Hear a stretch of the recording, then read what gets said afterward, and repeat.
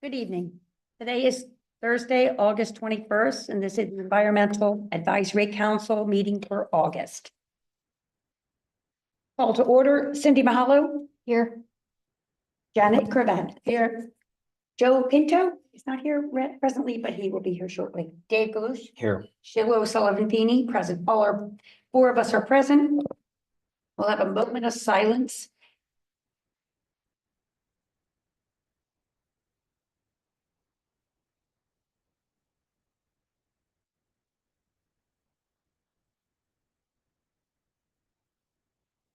Pledge of Allegiance. Pledge allegiance to the flag of the United States of America and to the republic for which it stands, one nation, under God, indivisible, with liberty and justice for all. All right. Agenda, all right, an motion to consider approving the agenda as presented. Okay, a motion was made by Janet Cabanas, seconded by Dave Galush to accept the agenda. All in favor, say aye. Aye. Motion accepted. Public comment for agenda items only. Seeing none, we'll move to item number 6. Consider approving the minutes from our July 17th meeting. Motion was made by Dave Galush, seconded by Cindy Mahalo. All in favor, say aye. Aye. The motion stands. Thank you. Item number 7, rain garden update. Cindy, the rain garden looking fabulous. Do you want to give us any updates and news? It's looking fabulous.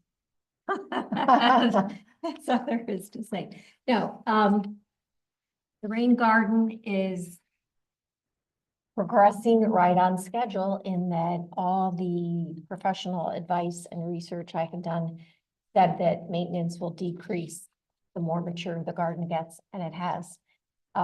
We've been there the least ever this summer. Awesome. And part of that is because plants are thriving, they're planted densely, they're doing very well. We've had a little reoccurrence of that disease or whatever it was called aster yellows. So as we see the diseased purple coneflower, we cut it out, but it's being managed. I've received some positive feedback from people who've noticed the plant labels. Oh, good. That they appreciate that, makes it look more official, which I think it does. And that's about it. I do have some thoughts about maintenance that I am going to propose, I guess, to you and George, in that since we have a little bit of time tonight, one of the best practices they recommend is that all the foliage, the stalks, be left up during the winter, as it provides a lot of cover and resources for birds and insects. And we did that last year, but what that does is in the spring, you have to cut it back, and you have to cut it back at a time when the plants are starting to come up, but it's still getting cold and maybe it's a little early for the insects. Last year we cut and dropped, and there was too much dropping, too much dead stalks on the ground. So Steve, what I want to propose is something that I've observed at Chanticleer, at the garden in Devon. Which one is that? Stonehenge. Jenkins. Oh. Where what they do is, and different places, you take the stalks, you cut them all down, but you don't throw them out. You put them somewhere out of sight for a few weeks when it's still getting cold before the insects want to emerge.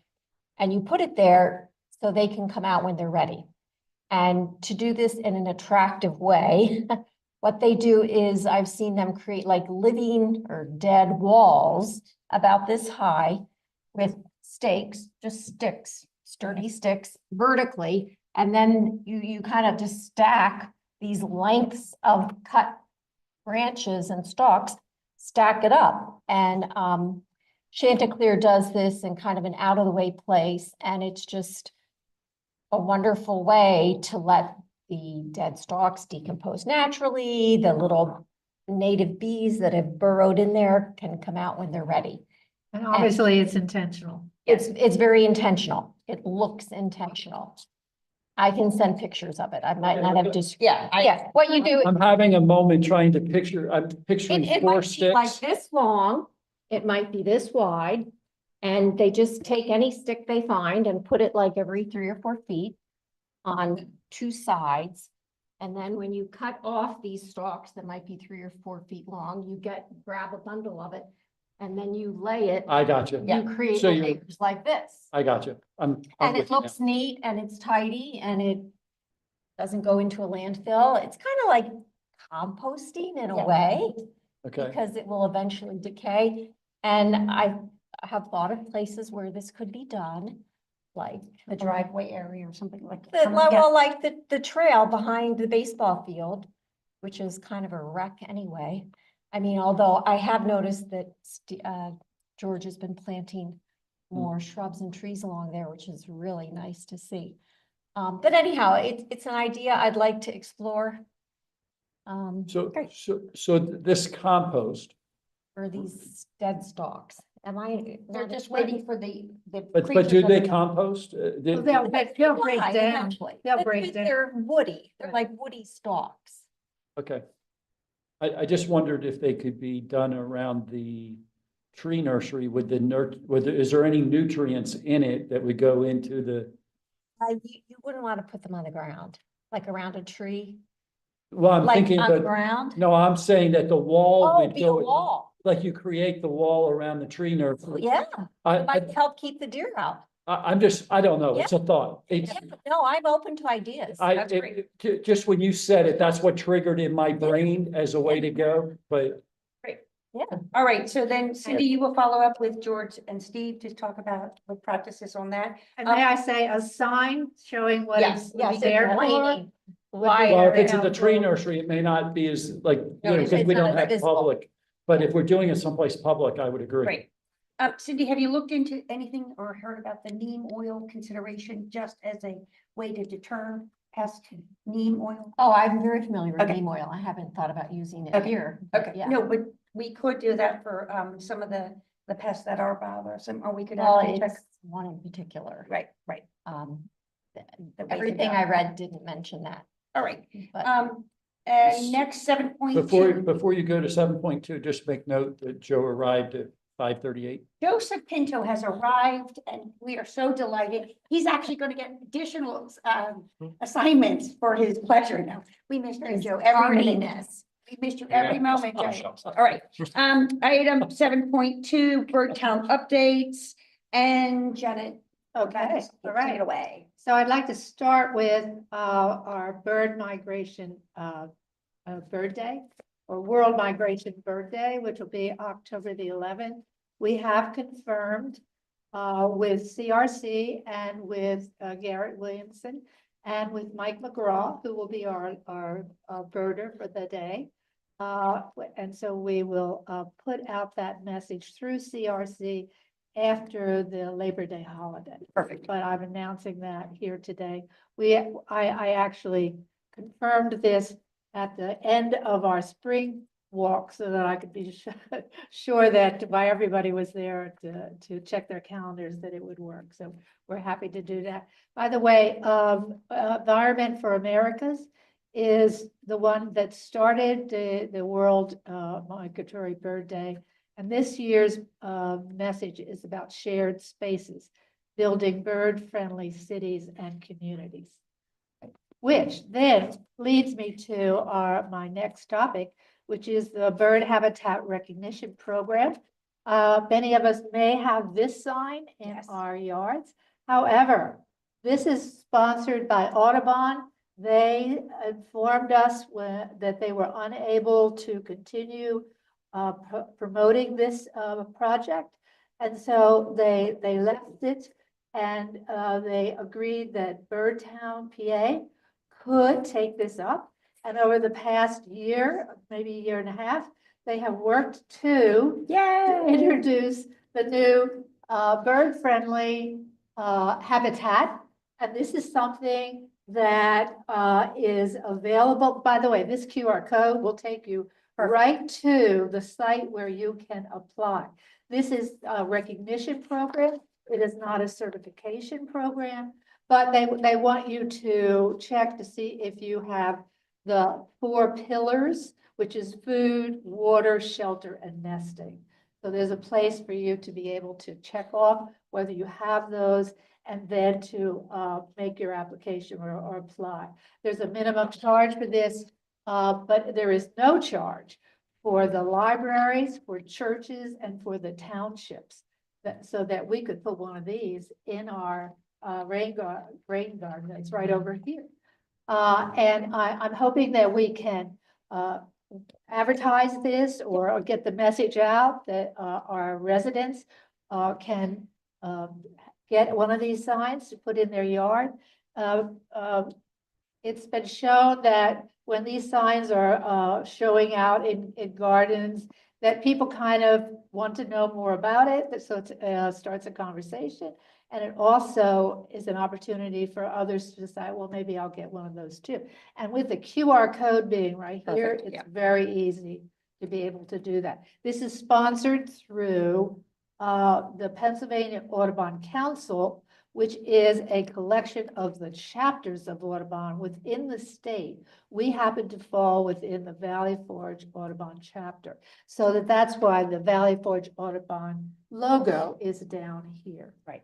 But it's sponsored by the council, by Birdtown, and then by Valley Forge. So depending on what chapter you live in, there would be a different sign here. Great. So So we're since really happy. we're a Birdtown, PA would love to provide information to the residents. So Yes. can you make sure for our September e-newsletter, you I have the will have it content? available. And we can share that or Right. make everyone aware. Yes. That's wonderful. So I have a question. Yes. That was an excellent presentation, thank you. Janet. Thank you. And I think it's great. I have the old sign, so Yes. I'll have to apply for the new Well, sign. no, I mean, this still tells a message. Yes. The fact that Audubon doesn't sponsor it now is not Right. a The big factor issue. that you Okay. should need to take Okay. it down. Okay, no. okay. So I have a question. Yes, This is kind of procedural. You said that these are available free to like municipalities. Yes.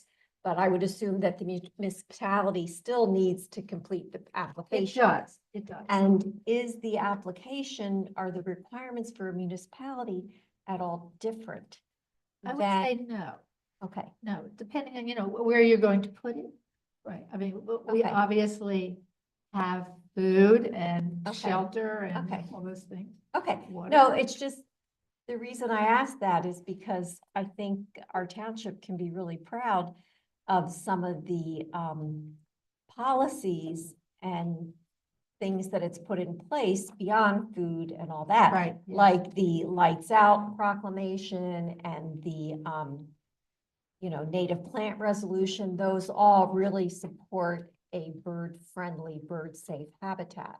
Yes. And So when you It's go to great. this QR code, it actually takes you to the PA Audubon Council website, but right to the bird-friendly habitat. Perfect. And if you scroll down through there, it talks about lights out and some of those, protecting your windows. So a message can get through to Okay. more than just getting one of these signs. great. And Jen, if you can check into what documentation is needed, if the township would like to have one of these signs, I'm assuming it would want these signs at some of our, yeah. Sorry, I would assume that we would, Yeah, it's- consider doing that. In more than one place. Yes. Yeah. Right, Yeah, yes, so if you could just get documented, whatever is required, right. so that there might be, you might need to have the tax-free ID or something that No, I don't verifies. think so. Okay. Just Whatever have to they say it's have, for the But, township, but to me, I would love to have one in every park. right? I'd love to have one at Drexel Lodge and Greer Park, the Meadow Preserve, up by the Little League Garden here. And I don't know if they want to give us like 6 free Yeah. or 7 free signs, they might start asking us to pay. But Well, I I'm- think, I could see if I could pull a few strings. Oh, okay. All right, Janet, did not say that on film. If the township is willing to put them That up. would be Janet's own discretion under the bird town. No, I'm But see, joking. I know, that we're is joking. if the township would be Yes. interested in putting them up. So at Janet, those you'll places. follow up with I getting, will. perfect. Thank you so much. And that's a really important program. And We this is appreciate mine, it. by the way. I picked mine up at the Valley Forge annual meeting. That was on the 3rd of August, and this was their first distribution of any of these signs. I Right. was happy to get The mine. one thing you want to note is that since the meeting for the bird migration walk is October 11th, Yes. we're going to need all of the content by September 7th when I give you the final dates, but just if you can get that by then, so we can share that off, that'd be great. All right, new business, discussion and possible action on our 2025 Fall Street Tree Program. So as you know, we're coordinating with the Shade Tree Commission. The proposed setup date is November 7th and the planning date is November 8th. I did follow up with Carol and trying to get some information from Rob. Rob is still awaiting, I need both, Mara's asking for the cost per tree and what type of trees. So Shade Tree are owning those two responsibilities, and I've asked them to get back to us. Now, the question was that there's 93 homes that are impacted here, and we only have $6,000 for trees. In 2024, we had 62 residents and 24 residents, which was 38% of them, actually took advantage of this program. And majority of the residents were able to take advantage of getting 2 trees instead of the 1. So right now, with 93 residents, we're looking at roughly, if only 38% gets, that would be roughly 36 trees. However, what we want to look to do is find ways to increase the amount of dollars that we have. So right now, the EAC and Shared Tree only have 6,000. In 2024, we were budgeted with $7,795. I'm asking 2 things. The $50, we did propose that instead of it $40 per tree per each resident, we asked that it be $50 to help offset the cost of the mulch, the bags and the caging materials. So that will be an additional $1,800. In addition, I was looking through our EAC budget, and if the supervisors are willing, we can maybe look to transfer $1,500 of EAC funds from other programs. For example, the Sustainable Conference, we were able to bring the cost down significantly because Dunwoody did an incredible jobs, and they gave everything to us at like below cost. So we have some savings available, and if the supervisors are interested, we could possibly look at, shifting over $1,500. That would be another $3,300. But we are waiting to see But the money for the money for the gator bags. that stuff, that's a pass through, right? I mean, that's Not exactly, no. That, George, we can get what his cost of the gator bags and all that. It was an offset cost. So, I mean, we did $40 last year. The retail price for the gator bags versus wholesale costs. So we could look at some of those numbers to find out what's available. Yeah, but I mean, it's not you can't just add $1,800 to your Right, tree budget We're not- because of Yeah, we're not that's saying that money's there. And some of that money is available to be included in the tree fund. But obviously the cost of the materials that are needed, we'll have to get that exact number.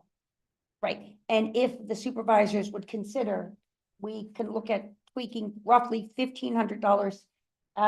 well, but okay, but I don't know how you're gonna, I mean, like if your goal is to get this out pretty quickly, Shade Tree doesn't meet until next week, right? Right, and I've spoken individually with Carol and I've spoken individually with Rob to try to see if they could get us the information. They don't need to have this information.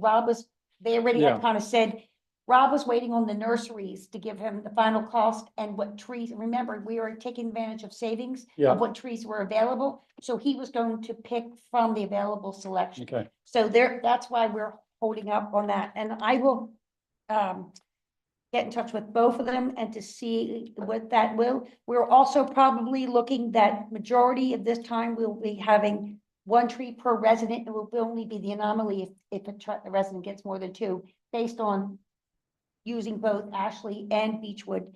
Ashley has 44 homes on it. Beechwood, Brookside has 49. So we're looking at the 93 homes. We want to see what we can get the number of trees, and everything's contingent upon what Rob tells us.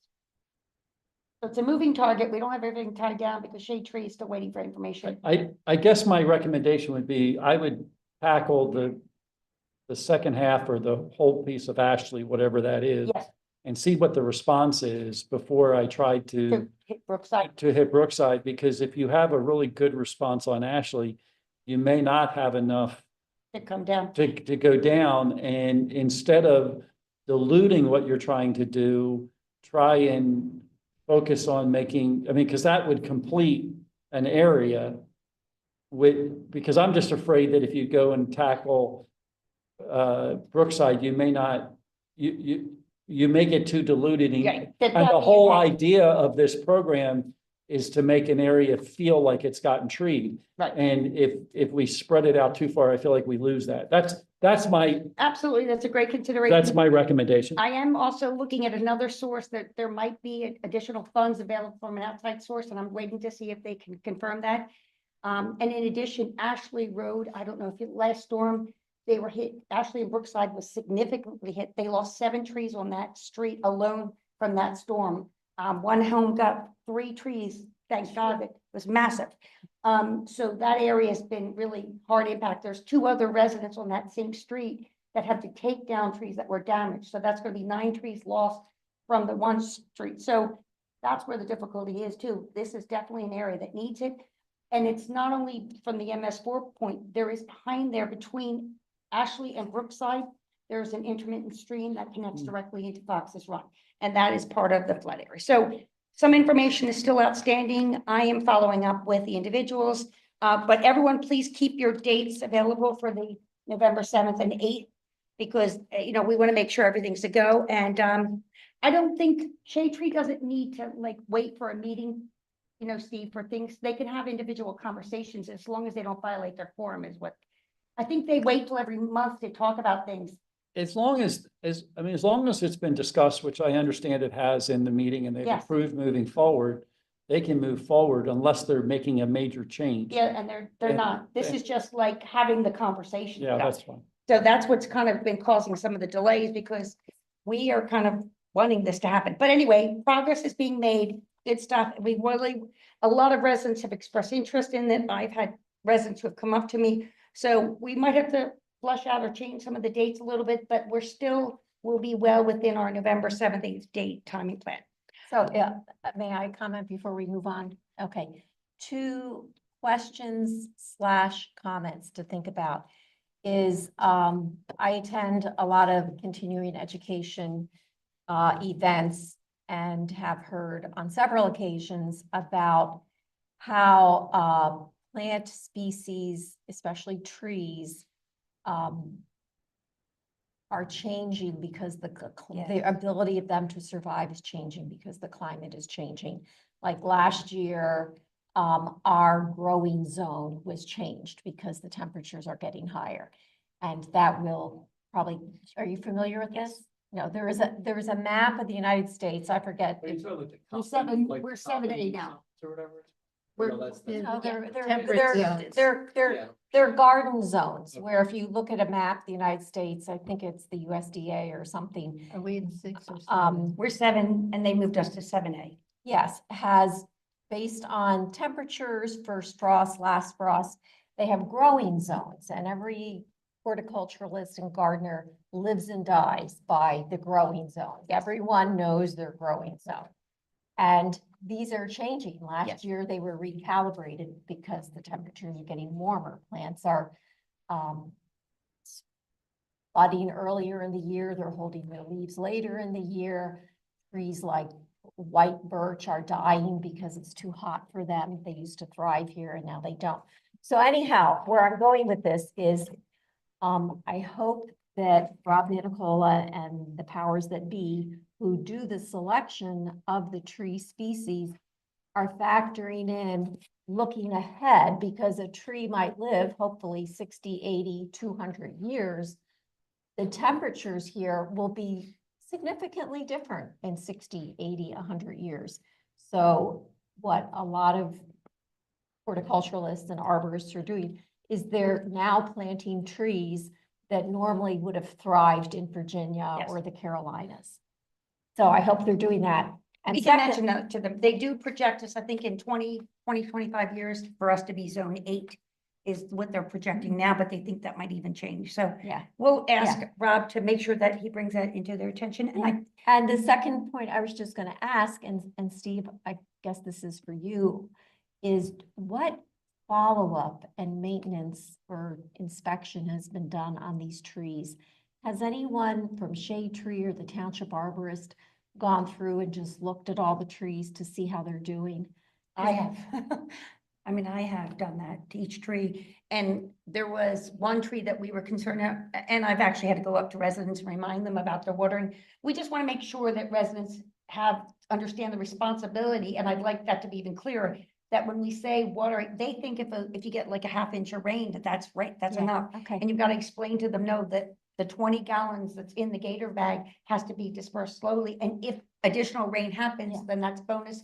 And you Well, have and a the- year Yeah, responsibility. the reason I mention that is, I closely follow the tree planting protocols from the Pennsylvania Horticultural Society. And last year, they introduced a tree checker program, which is where they train, community members, don't have to have completed the tree tender training program.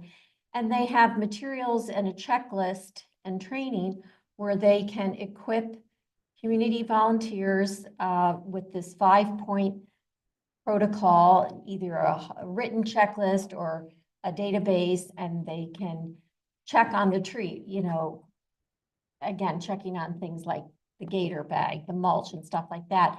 And it seems like a really worthwhile effort to help manage these trees, help ensure their longevity. The town is investing a lot of money in this.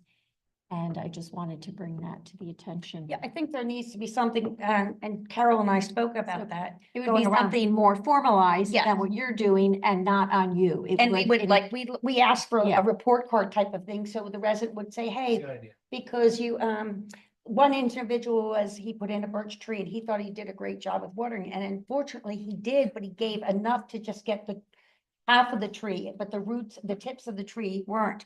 And so, and remember too, if you don't do it at the time of the planting, even though it comes into spring, it won't be able to maintain its full potential that year. So he lost a bit of growth out of it this year and actually had to take out the dam.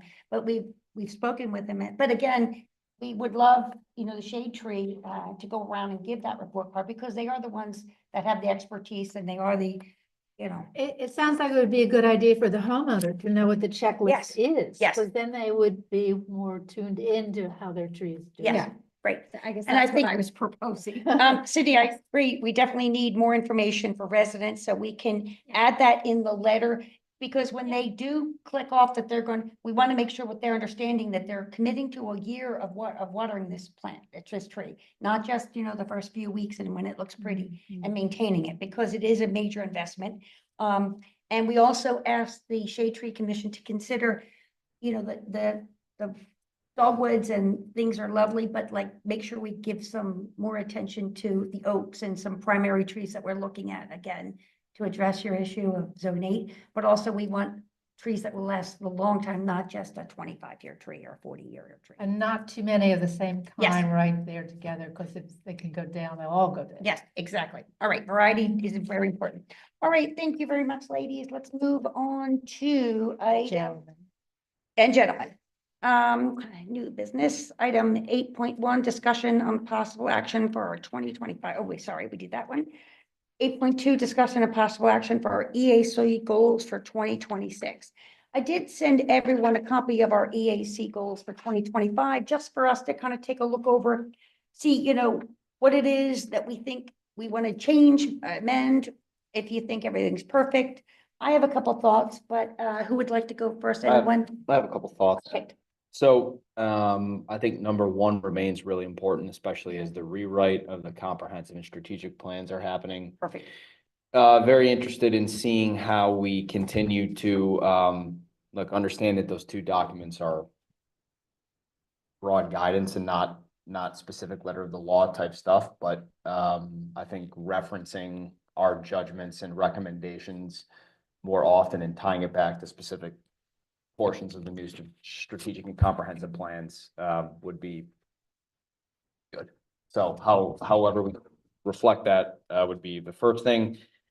My general next comment is I think it would just be nice to get more data driven. I mean, impact metrics, right? To be able to give more data at the end of the year, whether that's around more granular discussion of impacts we think maybe the Green Business Coalition is having.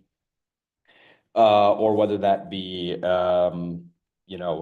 specific numbers on trees planted, things like that would be interesting. And then, Janet,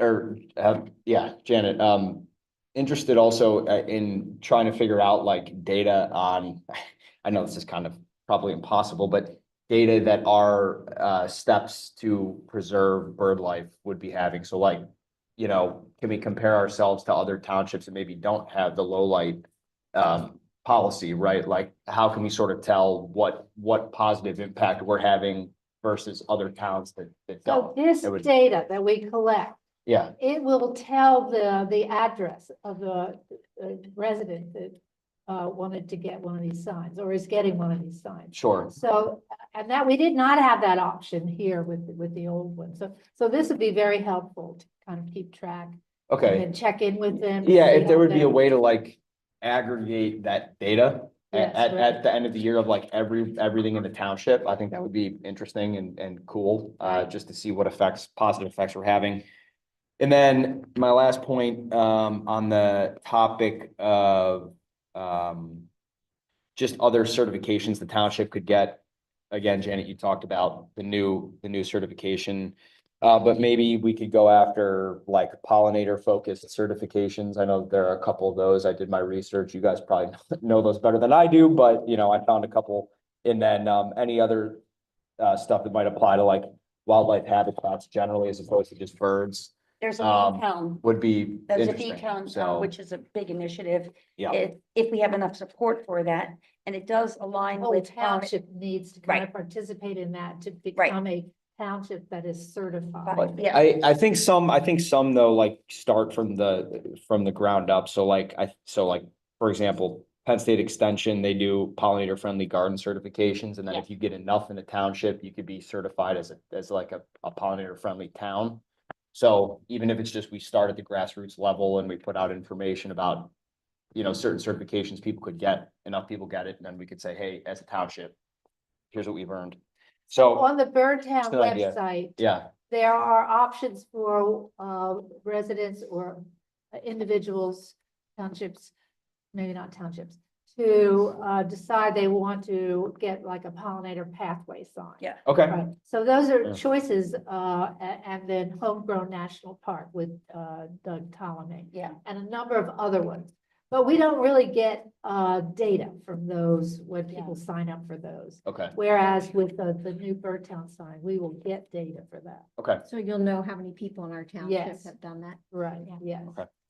well, that's good points, especially because we need to make sure that our actions are rooted in what the residents want and how we can move forward. I know one Dave, thing. I thought that was an excellent idea about metrics and measuring impact and try to quantify that. Yeah, I, the I, science brain. yeah, no, That's it's- the sci- yeah. Got it. It's a good idea. And while you were saying that, I was just jotting down a couple of the first things that came to my mind of like article readership, how many views we're getting on the articles, volunteer hours. I know Janet tracks that for Birdtown.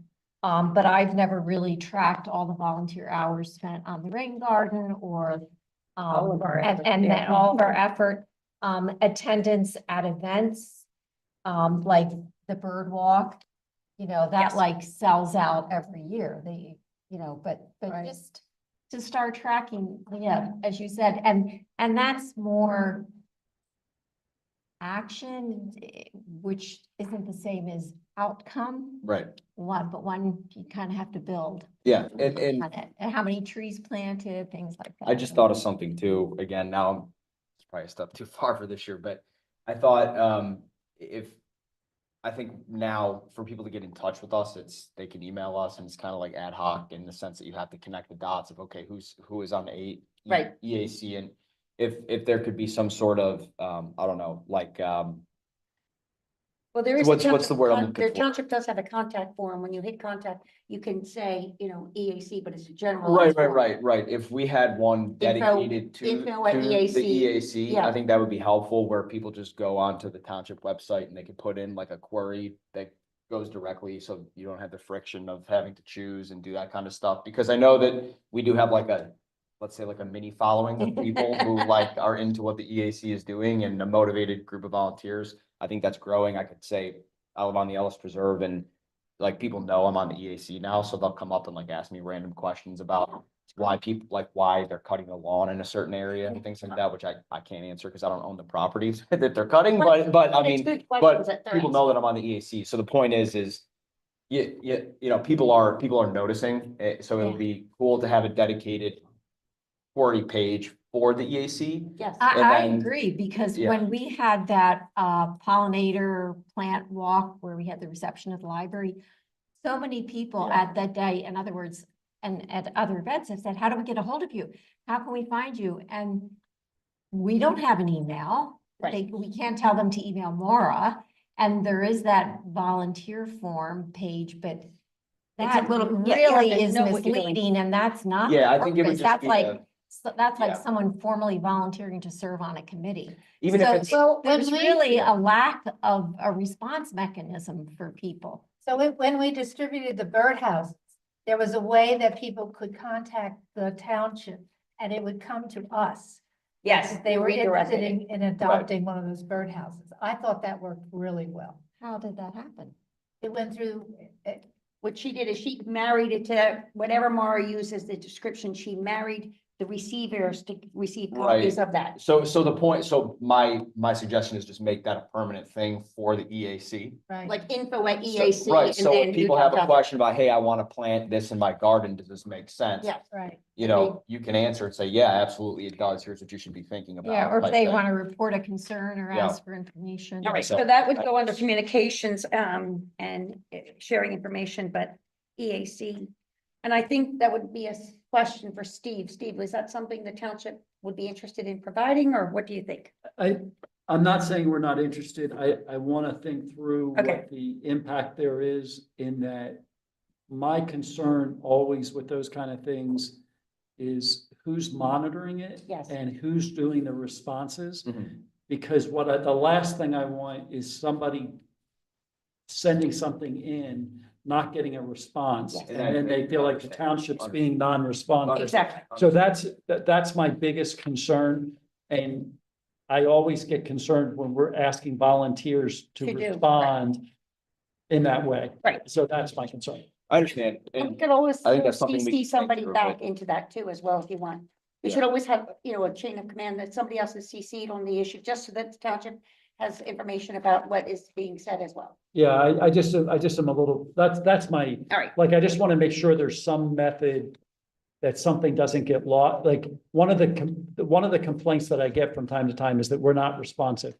And like, I work really hard to make sure that we are. yeah, Because I think that it's important to respond to people in a timely manner as much as possible. And so I just, that's the piece that That's I'm, fair. I No. just need to figure that out. Again, I mean, this is something we could think about over the next couple of months. I don't think it's a particularly intractable problem, great. but. So we do have some a stuff to copy of think about. these, and if everyone can give any input, Dave, can you take ownership of this and we'll just kind of tweak out? Yeah, And we already have the goals from last year. I think one thing we want to note is previously we had a desire for us to advance to sustainable PA Silver Award. Steve has mentioned that the process has become more cumbersome.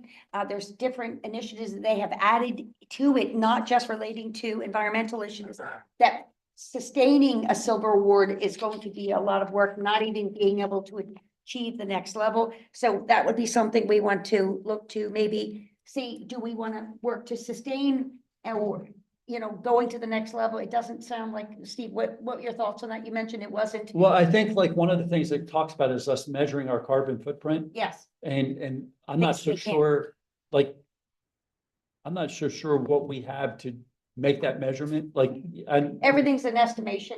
I know, but like, I find those things very, You go in and you assume, let's say you have trucks, 10 trucks. on on there for using for so many hours, and that generates this, this is your magic number, and then you have to do offset, so. Yeah, I just find some of those things hard to figure out how we're gonna track all of those things to be able to determine that.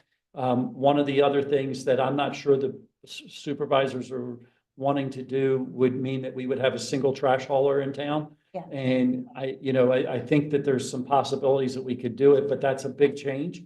And but that's a requirement if you're gonna be silver. And so I don't know that there's enough support to do that. So So I Steve, hear that, but I don't know that it's realistic with where we are today. so Steve, are we currently bronze? We were, I think we are silver through October of this year. I Okay, think we it's, are. I Okay. think is how it is. And then we have to recertify. Okay. I could be off on that. It's an annual recertification It's process or it's a, or biannual. But it's either every 2 years or every 3 years. I'd have to look at it. But Suzanne was our sustainability person. Mary's now our sustainability person. Mary's just getting her hands around that. I'm not 100% sure she's gonna be ready It's to a have big us up and process. running by October. But we are gonna be looking at it again. I've had her focus first on HR. That was what I needed her to focus on first. Mhm. She's doing really great with that. I'm actually sending her to a sustainability conference. I think it's beginning of September. That's for staff and that kind of stuff. So I have her kind of doing that, just to get her hands around what that looks like and do that. And so, I think we're going to be probably a little behind in getting recertified, to whatever level we're going to be, but we will be working on it. I think bronze is doable, based on what I've seen, but I haven't gone through the whole thing myself yet to determine that. Well, that's good to hear that. I appreciate the update, and I think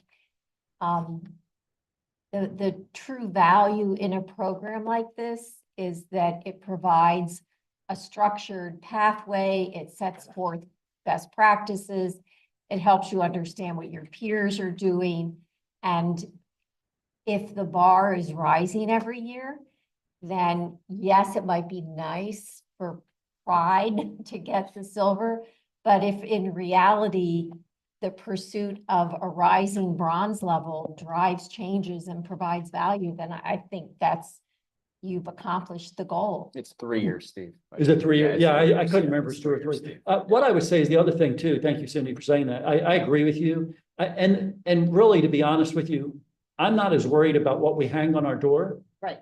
as about what we're doing. What we're Exactly. really You know, doing. I mean, to me, Yeah. it was, if you'll recall, we've looked at several different programs over the years that we're looking at this kind of thing.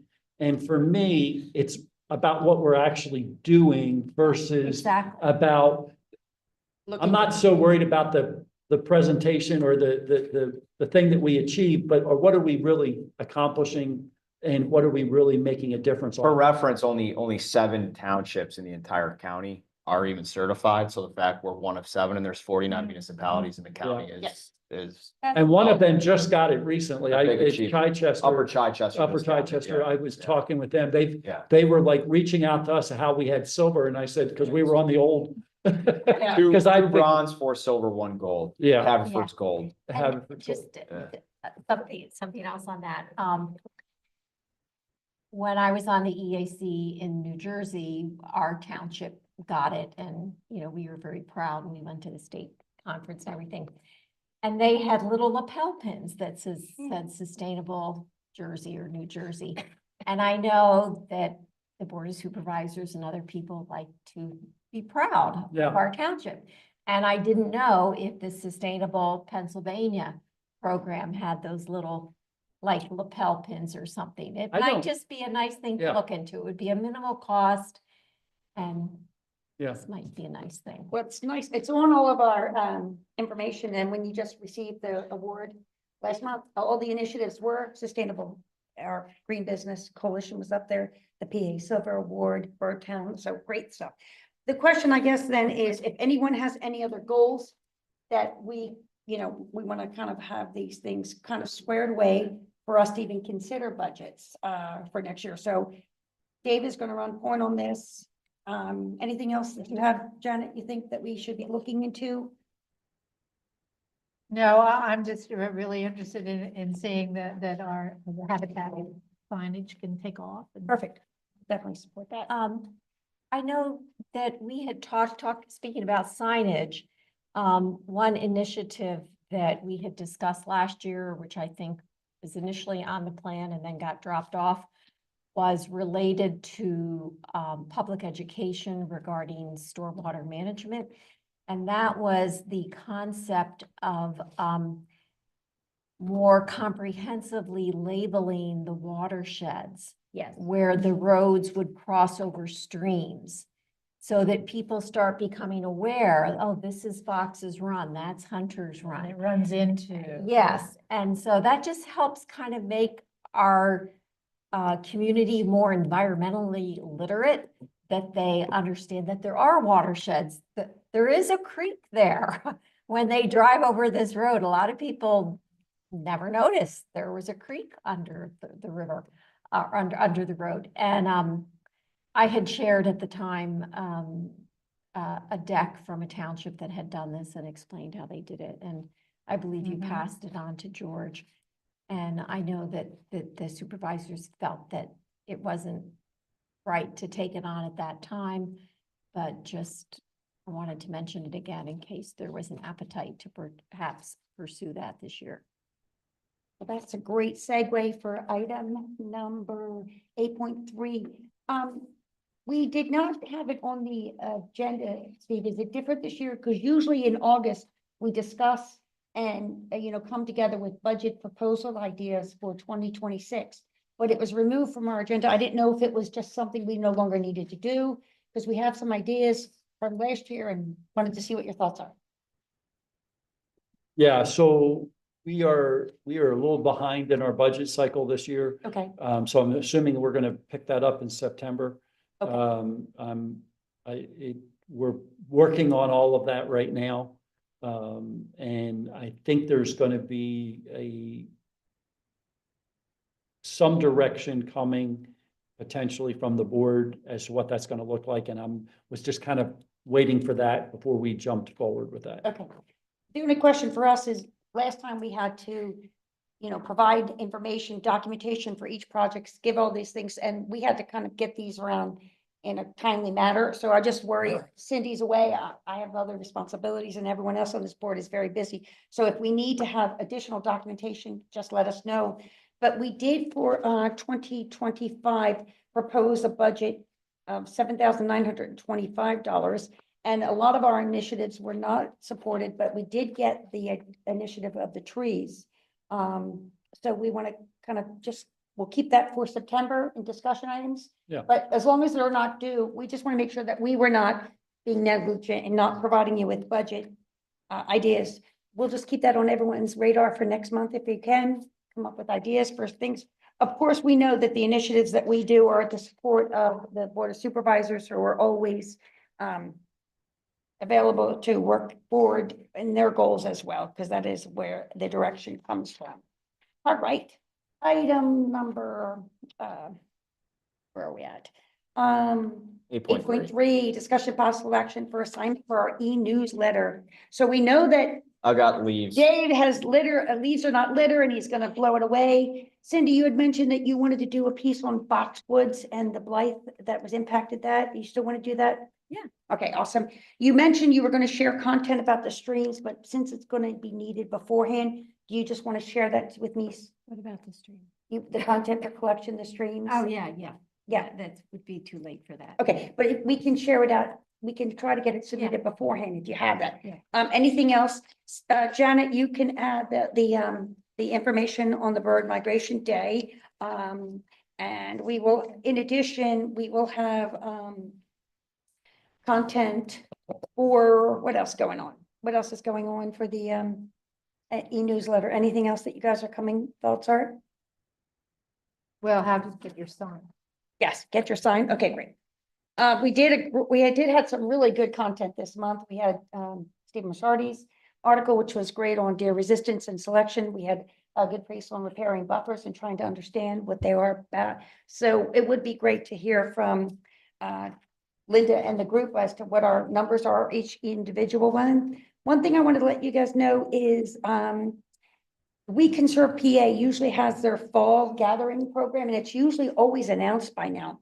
But they were waiting for a supporter for this. So this year, Chester County Planning Commission is going to be the host for the gathering. Yeah, I think that just came out like Yes. yesterday. Yes, and they are going to roughly, they haven't even given us the exact date in November. So I'm assuming it's going to be like the 15th. So everyone just kind of keep that. If it is the 7th and 8th, we already have plans for the planting day, but I just wanted to let you know about that. In addition, EAC items for September and our EAC e-newsletter content will be doing Sunday, September 7th at 8 a.m. And our next EAC meeting will be on Thursday, September 18th at 5:30. So I think we've got everything. Is there anything else that anyone wants to add before we adjourn? There is, I just have to ask you something.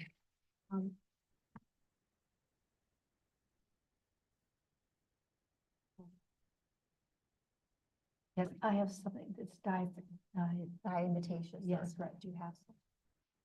I have an article that I'm. No, the reason I'm asking Yeah. is, should we Sidebar. ask that in the budget? You can turn your mic off. Oh, okay. until you're ready. Sure. That and neem oil for the garden. Okay, what I'm asking her about is, since we're talking about budget, and since you mentioned neem oil for the aster yellows, I did a quick Google search. And AI told me that neem oil can be effective as a preventative. Right. To protect the plants, and it prevents the spread of the leaf hoppers that cause aster yellows. It doesn't cure aster yellows. So therefore, it might be effective to use neem oil, which makes me also think about the fact that we learned that to properly clean and maintain the birdhouses in Newtown Meadow Preserve, it's best to use diatomaceous earth, Especially for the ants. especially to kill the ants, which we saw Right, in yes. one of the houses we inspected. So therefore, these are incidental expenses. Cindy has her. Okay, so what I'm wondering is, can we put these as incidental expenses in the EAC budget, or are these things that we could ask public? Yes, Works. we have resources available for a rain garden, and we still have some monies available, so that would be something. So if you want to make a motion, or should we wait till next month?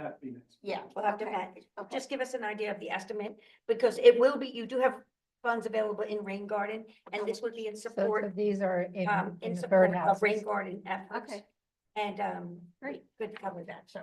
So we sponsored a webinar, Birdtown did, with Bluebird Society of Pennsylvania. And as a result of that, I put membership down for the Bluebird Society of Pennsylvania, and I get their written newsletter. And this newsletter, the summer one, addressed diatomaceous, using it for the birdhouses. So I wrote to the editor, asked whether or not I could use this information to pass on to our residents that did adopt a birdhouse, and she said, yes, I give you permission. So Great. I'm sending that on to the people who are residents who did adopt their birdhouses, and ask them if they can tell us what has happened now Great. that it's I about love the time to, follow-up. right, yes. That was a great program, so put that on your list for the spring, I think. All right, so I think